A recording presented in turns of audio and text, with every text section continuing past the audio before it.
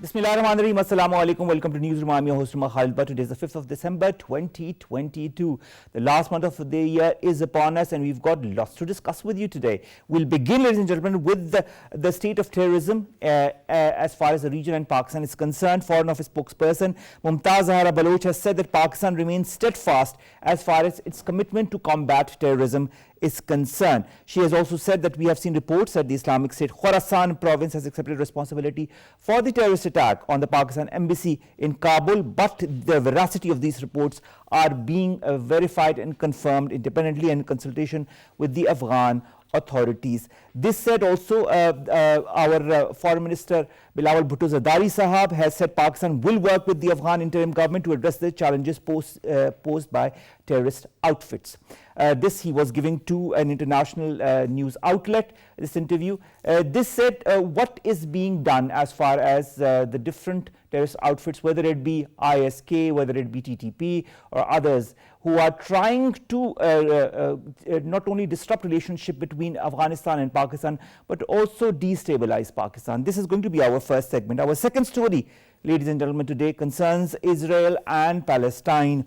Now, Israeli warplanes have attacked sites in the Gaza Strip after a rocket landed in southern Israel. And as tensions have reached a boiling point in the occupied West Bank, 10 Palestinians have been killed by Israeli forces since last week. And the number is increasing, and the number this year has been extraordinary. This said, what is the world body doing as far as these barbarities by the Israeli forces on Palestinians is concerned? This is going to be our second story. Our third story, ladies and gentlemen, concerns polio, the polio campaign, and a senior UNICEF official who says the polio program in Pakistan is back on track, and he hopes that the crippling disease will be eradicated from Pakistan by the end of next year, if effective measures are taken to check its spread. This was said by Regional Director for South Asia, George Laria Ajay, in an exclusive interview with the APEP. And this is our last story today. Let's begin with our first segment, and that concerns terrorism in Pakistan from across the border, whether it be or inside of Afghanistan, on Pakistani interests. We've seen how our embassy, our consulate in Kabul was attacked recently.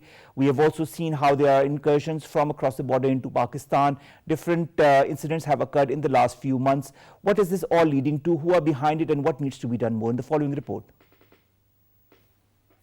Rendered matchless sacrifices in combating scourge of terrorism for sake of regional and global peace and stability. The fight against terrorism continues as terror threat is rearing its head again in certain areas of Pakistan. The Pakistan embassy in Kabul came under attack, with chargé d'affaires to Afghanistan, Ubaidur Rahman Nizamani, being targeted.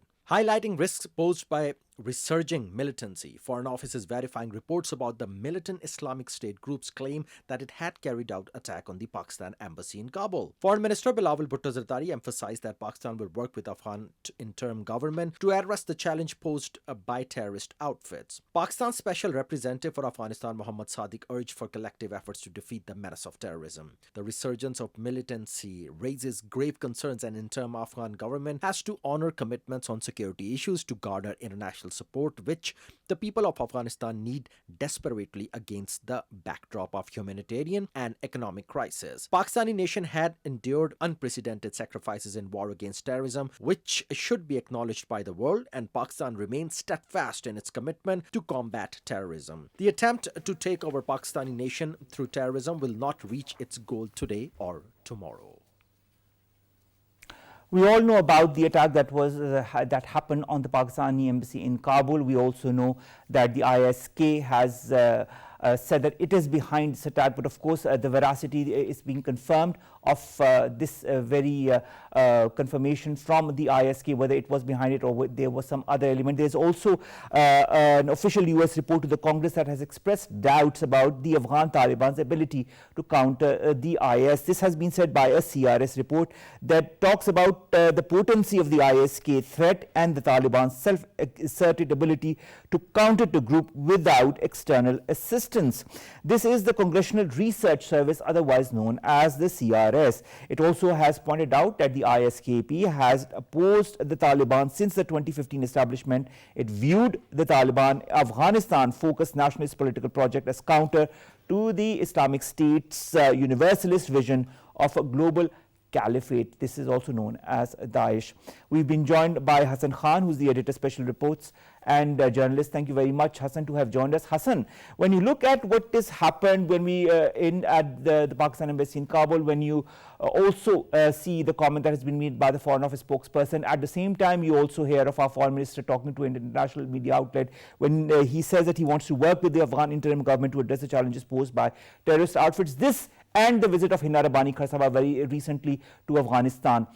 Where does all of this point to? A, towards the present and the future of Pak-Afghan relations, and B, the threat that emanates from Afghanistan and how the Afghan interim government can counter it? Thank you, Omar, for having me on your show.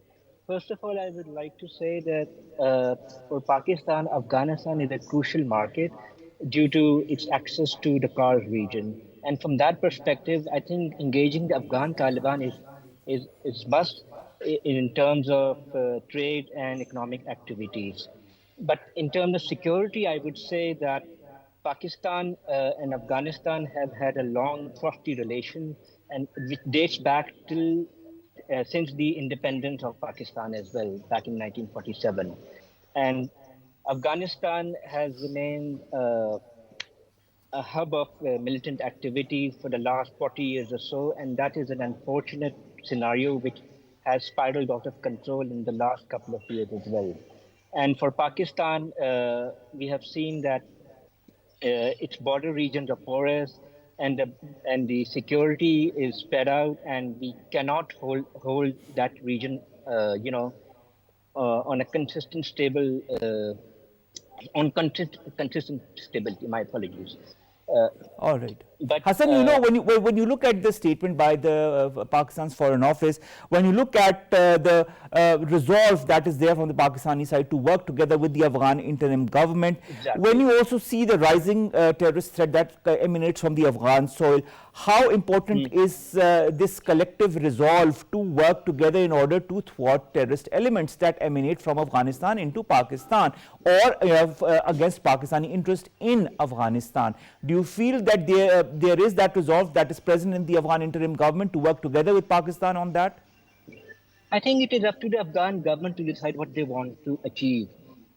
So I would say that humanitarian assistance, development aid need to be up by all countries involved. Like informal channels have been opened between the West and Afghanistan. There have been informal channels working with Pakistan, with China, with Russia.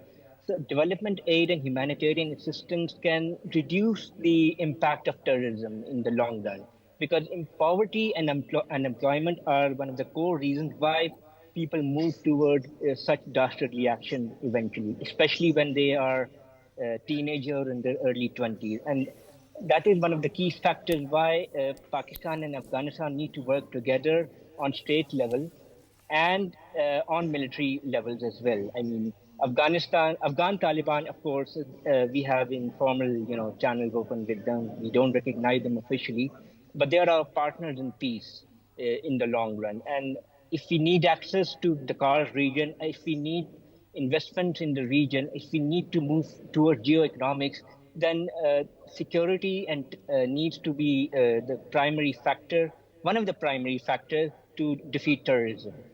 You say security is one of the primary factors, if not the primary factor, in order for the region to move forward. This said, how, in your point of view, with the recent reports of ISK and TTP, are terror dynamics evolving in the region? And how, in your point of view, should the counter-terrorism strategy synchronized with these new realities? Well, IS and TTP have linked with India as well. As you know, our DGISPR in the past has revealed, both General Babar Iftikhar and the previous Asif Ghafoor, they have revealed that TTP and ISK have links with India, which Indian National Security Advisor Ajit Doval proudly claimed that he would, use fault lines of terrorism to defeat Pakistan about 8 years ago, if you remember, back in, I believe, May 2014. But I would say that if for counterterrorism strategy, we need to work on National Action Plan once again. We need to revive the NISP, the National Internal Security Policy, Those are the two official policies we have had for a couple of years now. We need to work on focus on reviving them. We need to implement them because if you remember, we had political cohesion back in the days, which and that cohesion needs to be revived as well between both the government and the opposition and the state collectively. Like all three organs need to work together in order to defeat terrorism in the long run. And if you noted, there has been a 50% spike in terrorism ever since the Afghan Taliban took over, which shows that they need to work more in order to reduce such activities in the region. But Hassan, in your point of view, what are the factors that have contributed to this resurgence of elements such as the IS, KP, and what are the prospects of subversion in your point of view? Also, the report of the CRS, I'd like to understand all of the in the context of the report by the CRS that talks about the Afghan interim government not being able to properly control this influx, this resurgence of the ISK. There are groupings in the Taliban as well, both Afghan Taliban and the TTP, and IS, of course, is also a group which has multiple groupings of its own. So some of these groupings are hawkish, and those hawkish elements need to be contained effectively by all sides involved, on state level, I would say. And Afghan Taliban on state level, although they talk about peace and humanitarian, assistance to their people, but I would say that their groups are divided amongst each other, which need to synchronize on the peaceful side, I believe. On the more Hassan, side. the Foreign Minister Bilawal Bhutto Zardari Sahab lately, while talking to an international media outlet, says that engaging with Afghanistan is not only in the interest of Pakistan but also in the whole neighborhood. How can Pakistan effectively engage with the Afghan interim government in your point of view? Well, we can focus on the economic side, the trade side. We can focus on humanitarian assistance, as I said before. We can focus on educational reform for their own people. We can work with the Afghan government, and not only us, we can also involve the West. The West has a collective responsibility as well, given that they have been there for the past 20 years or so because of the war in Afghanistan, which ended last year. So collective responsibilities of all people involved, all states involved, and the Afghan Taliban need to be receptive to these commitments, and which can lead to long-run peace and security in the region, and eventually move towards geo-economic, which Pakistan has been aiming for since the past 2 or so years. Hassan, when you talk of regional dynamics, I'd like to understand how these dynamics of other neighboring countries that surround Pakistan and Afghanistan as well are contributing directly or indirectly to development or rise in terrorism in Afghanistan. And do you feel that the consequences of this, resurgence of terrorist outfits is going to have an effect on other neighboring countries as well? Yes, it could spiral out of control. It could have a spillover effect. And neighboring countries such as Iran and China, or other neighboring countries in the northern regions like KAR, Central Asia, they also need to have a commitment to engage the Afghan Taliban as a whole. And if we talk about terrorism, then I would say that India has been one of the key contributing factors to increase in terrorism in Pakistan as well. And it has been doing so for the past a decade or so, especially after the revelation of this information campaign not long ago, like just last year. So I would say that the neighboring countries, they need to work collectively. They need to actually organize events, a summit, which can contain the rise in terrorism and focus on trade and security as a whole. Probably they could choose a venue somewhere around Afghanistan, but not in Afghanistan, of course. But that could be,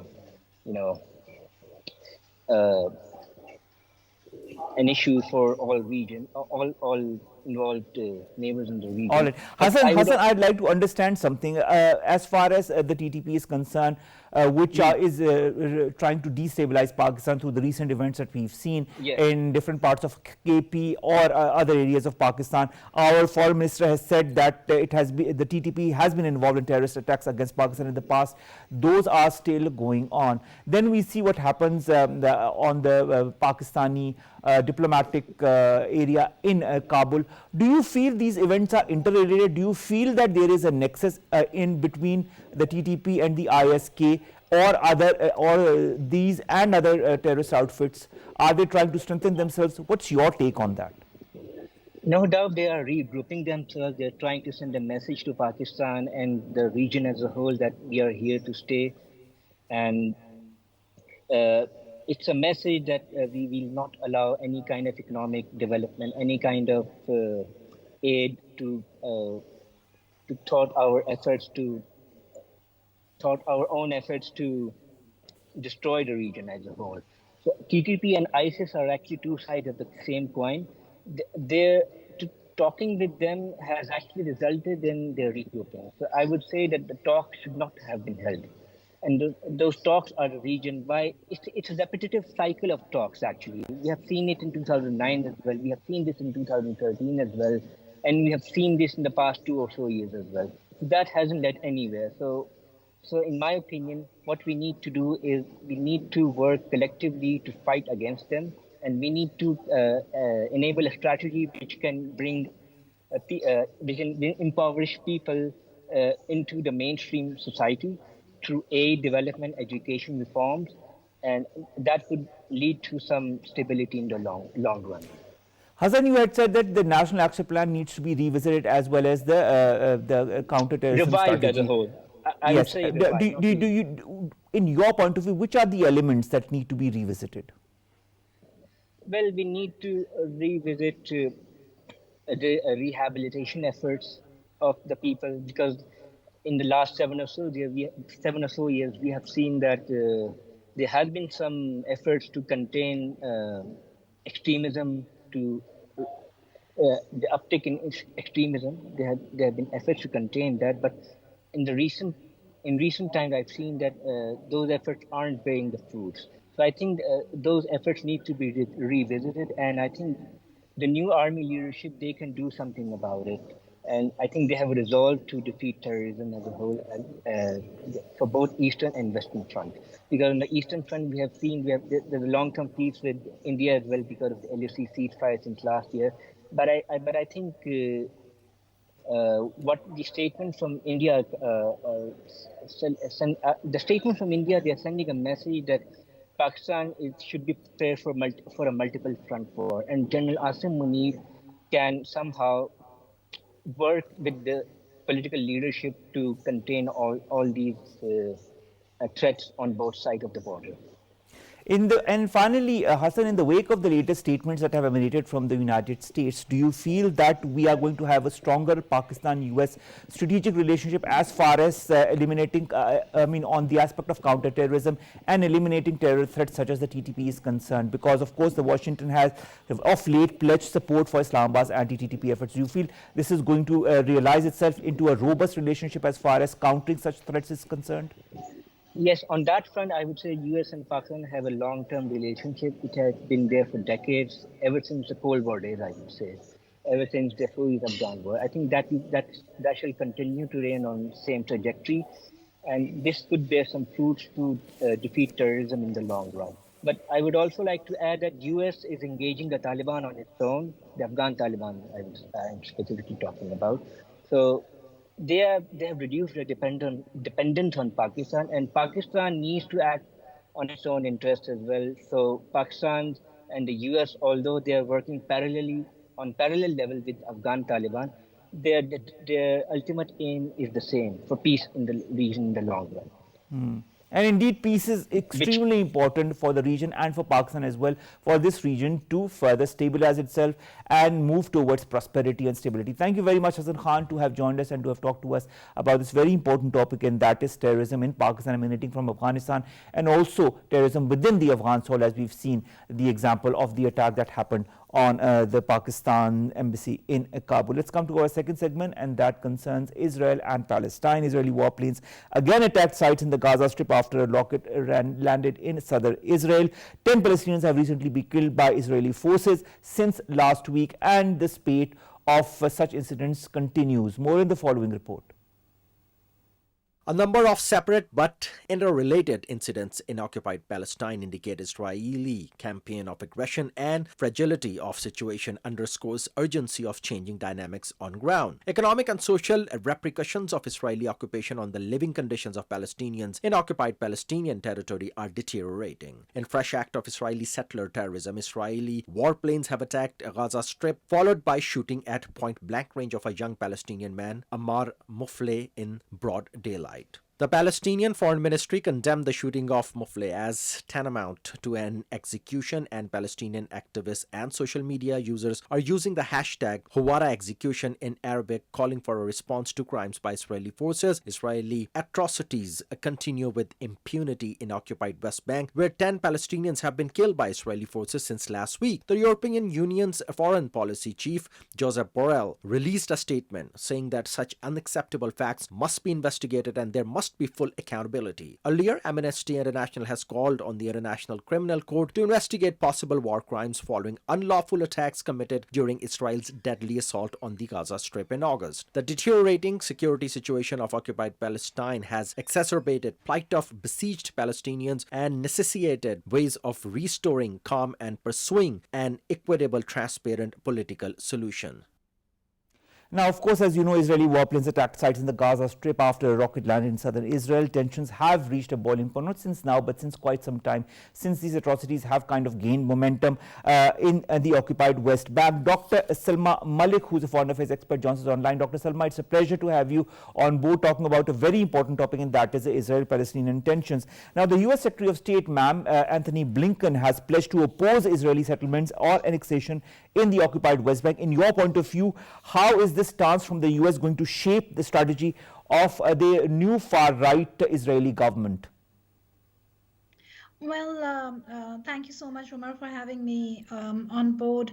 One thing, I mean, I'm not too optimistic when it comes to the US having a very even-handed or empathetic policy when it comes to Palestine, because the Jewish lobby or the Israeli lobby, if you call them one and the same thing, or two different factions, they have a very deep-rooted investment in the US, in the weapons industry and with many other things, and how the US body politics runs, and their influence is going to become stronger, and that actually means that whatever statements Anthony Blinken or any of these high-level dignitaries say are going to be technically just an eyewash. When it came to the Donald Trump administration, he was very blatant about what was required by the US in Palestine or Israel, having shifted the capital and many other things. However, both Obama as well as Biden have soft-stepped on this particular issue, and because they champion human rights a lot, or they at least profess to be the champions of human rights, so they want to have to soft pedal around this issue, and a lot of such promises have been made previously as well. So my take on this aspect is that this, other than doing lip service to human rights, to the plight of the Palestinians, I'm not too very sure if there's going to be much progress in favor of the Palestinians at the end of the day. All right, if you say much progress isn't happening, we also know that Netanyahu is going to come to power in the next few days. Now that the far right is going to be in power, what consequences is it going to have for the Palestinians, for the whole two-state solution, and also for the continuation of such barbaric attacks on the Palestinians? In your point of view, now that I see you're not very optimistic as far as the future of Palestine is concerned. Yeah, you see, especially this particular incident that took place 2 days back about this 22-year-old young man, Omar, Gaza's assassination at the hand of the Israeli soldier. The incoming National Security Minister, Ben Giver, actually congratulated the soldier who had carried out this killing. And one of the words that he said was that when these terrorists strike you and they try to fight you, you did the right thing. You have shown courage, you have shown grit, you have shown commitment, you have shown the righteous path. And as a result of that, you have told them that they are the terrorist and this is how they will meet their end. In whatever words that he said, that's what it all sums up to. So this is, in a nutshell, the type of approach and policy the Israelis are going to carry out in the coming days. And Netanyahu is a man with a vengeance, and he is going to do anything in his capacity to up the ultra-nationalist agenda. One thing, and the second aspect is that after this particular killing, whatever protests that were taking place in West Bank or any of the other Nablus and any other regions, they were met with such aggressive Israeli firing that actually people have suffocated to death and fallen ill as a result of all that ammunition and fumes and the gunpowder and the residue that prevailed in the air. So that actually shows that's kind of a prelude to what is facing the Muslim Palestinians or the Palestinians at large in the future. And there's not going to be much stopping them because this is exactly the pattern that we have seen in the past. Even the best of the governments, when the Hebron killing happened several a decade two plus back, the same statements were issued out. All such things happened, but no concrete favor or no concrete result in favor of the Palestinians actually took place. So it's going to be an unfortunate situation, and where the UN and the EU have protested about this blatant act of aggression, that's about it. There is very little enforcement that may take place or would take place, and the US and the very deeply entrenched Israeli lobby is going to make it show that nothing goes against their interest, whether in the US or in any of the international capitals where any legislation or any type of statement beyond any commitment takes place.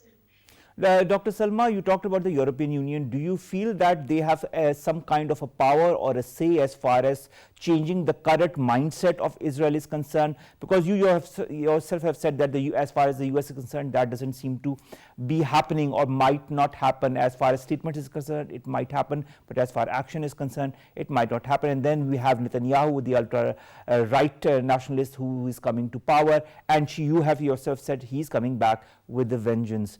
What about the EU? Can it play any role? Well, in one capacity, let me not paint such a dark picture, although I don't really see any silver lining to this particular cloud. But the fact is that EU, as a singular entity or as a security community, has a major power, or I would say that they are a big cloud, one would say. But how much of that cloud really can undo Israeli atrocities? The past doesn't really stand witness to something monumental happening from EU. When it comes to a UN voting, especially if it goes into the UN Security Council, then there is those pro-Palestinian legislations may and are immediately vetoed down. So that would be there. Secondly, for the European Union, at the moment, the flavor of the month is the Ukrainian conflict. So they may say whatever they need to say in favor of the Palestinians. They may give them that moral support that they require at this time. This also shows on a positive bend that people are very much aware and alive to the atrocities that Israel is conducting in those areas, and that kind of becomes a moral barometer. Yet the fact is that can any one of these stop Israel from undertaking any of the actions that it has been taking for so many decades is actually a question. And there is no actionable work that has come about in this regard. Although the two negotiators or the two people concerned, one of course is the EU's foreign policy chief, Joseph Borrell, and then the Norwegian UN Special Coordinator on Middle East Peace Process, Tor Venesland, having a very strong legacy because Norway was one of the main countries that was instrumental in bringing about the Middle East peace process. But that peace process was also kind of has simmered down over the years, and more Palestinian territories are now occupied than they were ever before. So that unfortunately remains to be seen. But there's also another development that took place recently, and that was where the Minister for Foreign Affairs of Palestine, Riyad al-Maliki, presented a dossier to the international ICC, where he presented the details of grave violence conducted by Israel against Palestine. And interestingly, the ICC judge has a Pakistani origin, Kamran Khan, in that regard. But would any of these things really matter? At least the point is that the international world is sensitized to this fact, unlike Pakistan and Kashmir, where there is very little sensitization. At least they're alive to the fact these things are really in the eyes. People are witnessing what type of atrocities Israel is conducting. Netanyahu is also not a person that who enjoys a very very sound international audience or positivity factor when it comes to diplomacy. But the fact is that he has his ways of getting into the power politics of Israel, and he's the acceptable entity. He uses this anti-Palestinian card to the maximum, and he has used it previously, and he'll keep using it. And the fact that when you use a very pro-ultra-nationalist sentiment and you exploit it in your people, even the most pacifists turn violent, or they turn belligerent in this regard. So that is an unfortunate situation that needs to be countered. Dr. Salma, I would like to understand to which end is now Israel going to go to. We've seen how the video of Mufle was made, viral and was openly shot without any impunity whatsoever by the Israelis. Do you feel violence in Israel is turning a new leaf for the West? And if so, what can be done to stop it? But at the same time, to which end is it going to go? Is there going to be any end point to it all? Well, the fact that you've just mentioned that they are willfully making videos and they are enjoying sadistically, I mean, not only do they push the boy around, they throw him to the ground, scuffle him to the ground, a boy who's not holding any weapon in his hand, and they willfully kill him, and then they actually end up celebrating and getting all the pats on the back by the government. That shows that there's this structural impunity which the Israelis are enjoying. And with Netanyahu in power, this is going to become all the more enlarged and all the more grim and unfortunate, especially in terms of human rights. The only thing that can stop Israelis from doing what they are doing is where the United Nations, organizations such as the EU, the ICC, and all of them come together and they take some actionable work against the Israelis, rather than just letting things happen and doing lip service to the condemnation. Unless and until they do that, Israelis are not going to stop. And do you feel do you feel social?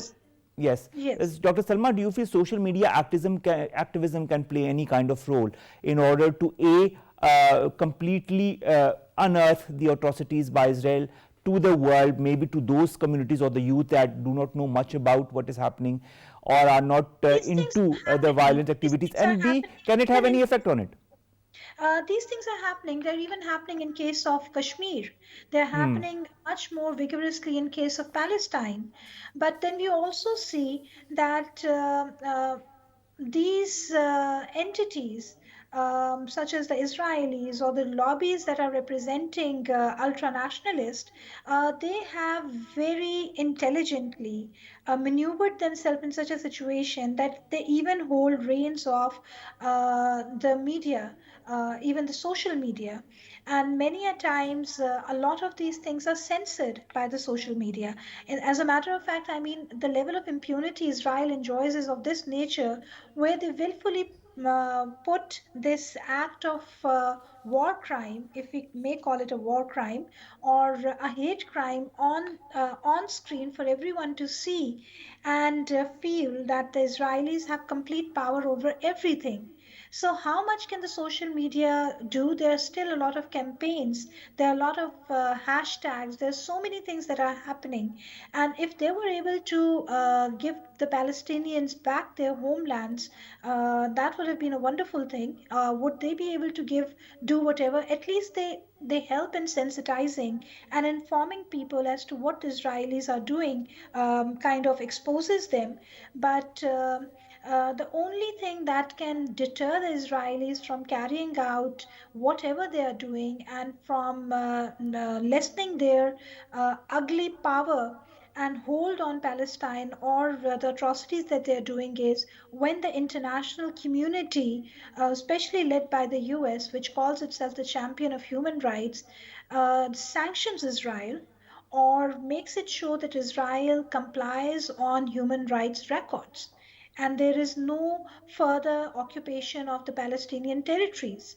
So long as they don't do that, Israel is going to very systematically keep Palestinians leave their homeland, keep Palestine occupying the Palestinian territories.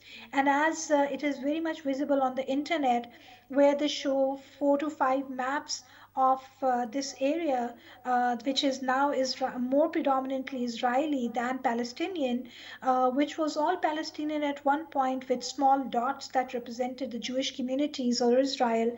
And now those small dots have turned to the opposite, where the Palestinians are now left with very little of their indigenous forefathers' land, and Israelis are occupying most of it. But I think the international community will only feel hurt when their territories are occupied by Israel and atrocities are carried out to make people leave their homelands.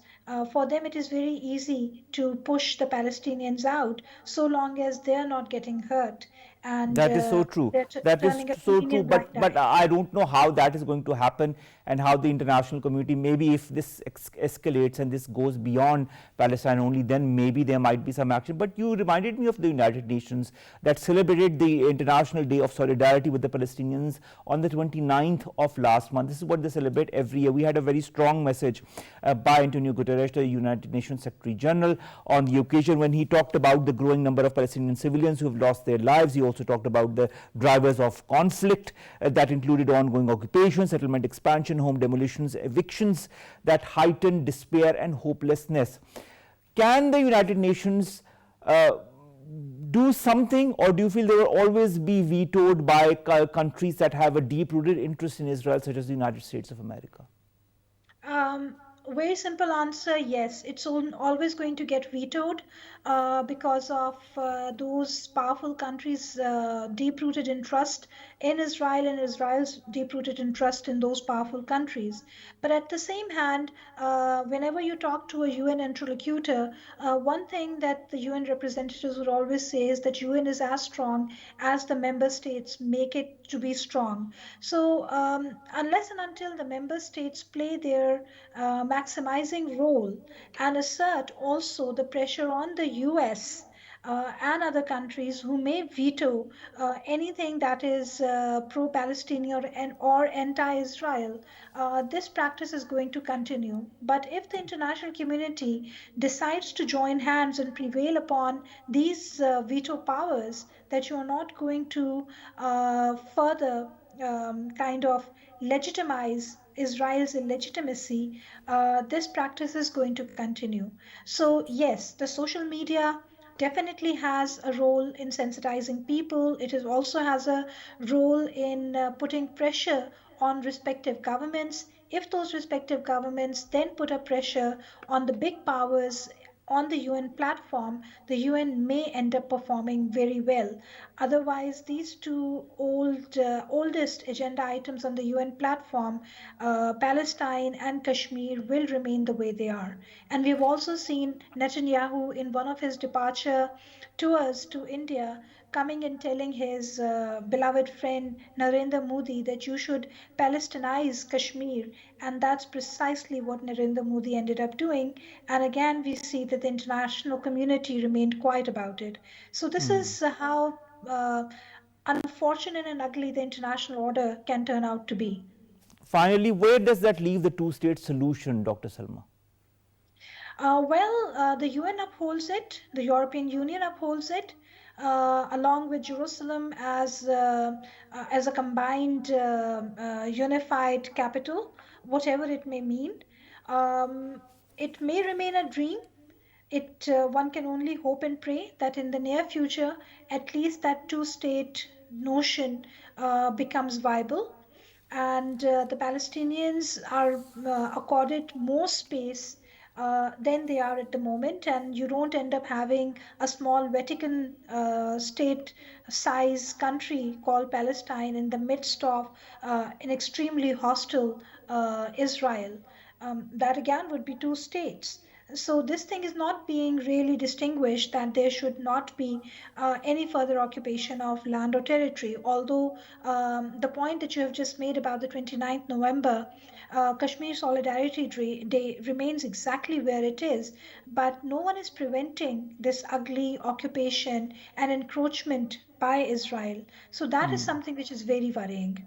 That is so true, and let's hope that any kind of media, whether it be social or otherwise, has some kind of impact, because it's a ripple effect, and I hope, as you've just mentioned, that this effect might persuade countries to put pressure on the United Nations to change its policy towards Palestine and also towards illegally occupied Jammu and Kashmir. These are two states that we are seeing under a heavy armament of forces and also barbarities and human rights abuses. Let's wish and let's pray for a better future. That's all we can say, can't we, Dr. Salma Malik, at this point of time? Absolutely. Thank you so very much.